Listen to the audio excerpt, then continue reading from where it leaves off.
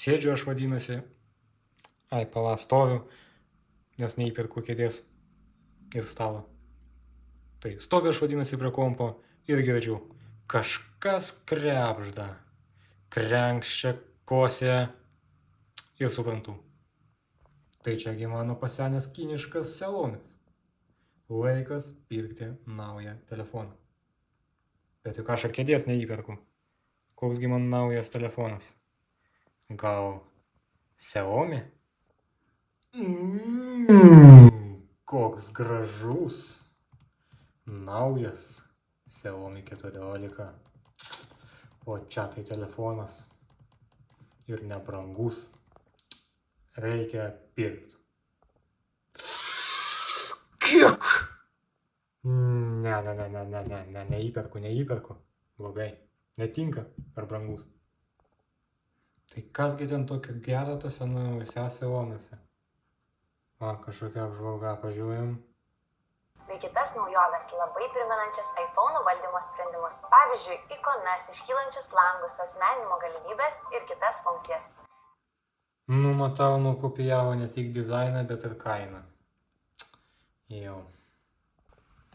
Tai kągi daryti? Tai jeigu Xiaomis yra pilna iPhone kopija ir kainuoja kaip iPhone'as, tai kam man naudotis kažkokią padėlką, kai galiu naudotis originalą? Koks ten dabar? 16 iPhone'as aktualus. Kiek jis ten kainuoja? 765 eurai. Bet čia bus kažkokia neaiški parduotuvė arba refurbas. Ne. Naujas iPhone'as man per brangus. Kaip ir kiniškas iPhone'as man irgi per brangus. Oi, tai yra Xiaomis.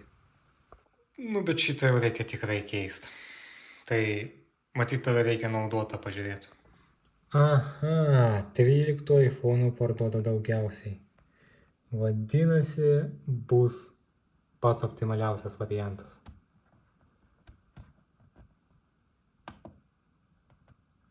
Taip. 270. 270 galiu sau leisti. Tikrai galiu. Čia kaip kažkada pirkau savo kinišką pirmąjį Xiaomi.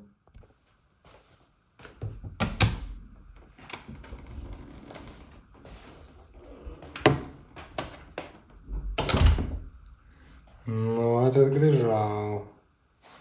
Spirkau tokį gražų, baltą 13 iPhone 270. Malonus. Po mano kiniško mobilniko nepalyginamas. Taip, jungiam.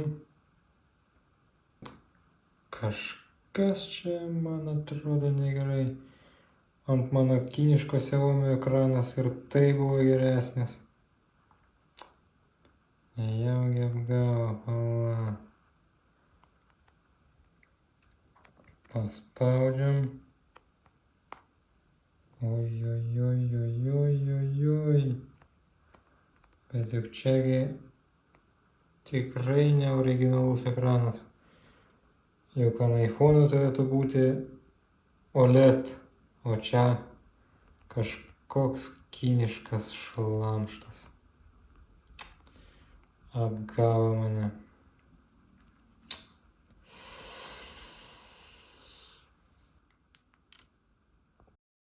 Tu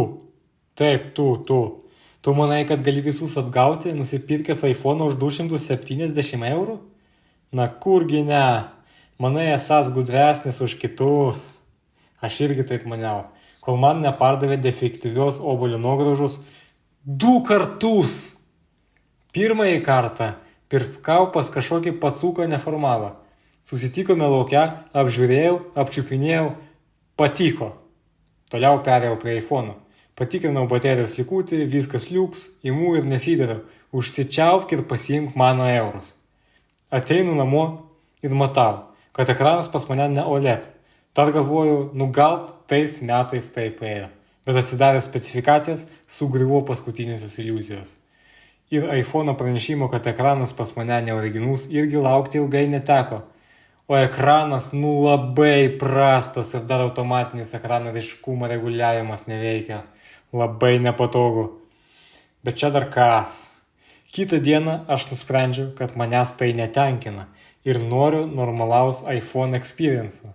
Tad susirandu dar vieną skelbimą ir važiuoju pirkti. Šį kartą atvažiavau pas kažkokius turkus. iPhone'ų turi krūvą. Sako, kad mane dominantis yra iš ekspozicijos ir pilnai tvarkingi, galima sakyti, nauji. Nu tikrai žiūriu, gražu, ekranas OLED, viskas kaip nauji telefonai. Tikrinu, ar veikia automatinis ryškumas, žinot, po pirmo karto jau nesinori imti nepatikrinus tokio dalyko. Bandau, blykstė jo šviečių, nieko neveikia. Sakau turkui, kažkas čia negerai. Jis pakiša savo asmeninį iPhone'ą ir ten tas pats, galvoju, gerai. Kas ten tos iPhone'ų žino? Gal ten kažkoks užsuktas, persuktas algoritmas paremtas dirbtiniu intelektu, mašininiu mokymusi ir apdorojimu ant kvantinių kompiuterių silicio slėnyje. Imu, sakau, paduodu 300 eurų, atvežu namo, visas patenkintas, galvoju, dabar tai jau tikrai viskas gerai. Bet kur ten, ką tikrinau, tas iš tikrųjų ir neveikia.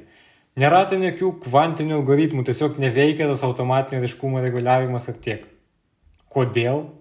Velniai žino, iPhone'as nieko nesiskundžia, bet meniu automatinio ryškumo reguliavimo jungimo jungiklio nematyti. Daug keikiuosi, kasgi yra antras iPhone'as ir vėl su defektais, bet ką jau padarysi?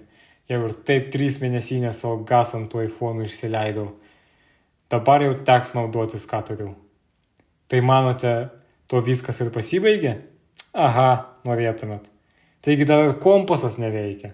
Kodėl? Todėl. Neveikia ir viskas. Taip, kad nepirkit tų naudotų iPhone'ų. Tai yra laiko gaišimas. Kur tai matyta, kad nusipirktum 2 atsitiktinius telefonus ir 2 iš eilės būtų su defektais. Jau geriau kokį naują pikselį paimti. Jis ir pigesnis už iPhone'ą ir nieko neprastesnis. O aš dabar tos iPhone'us po stalo koją pakišiu, kad stalas nekalbėtų. Ką jau dabar darysi su jais?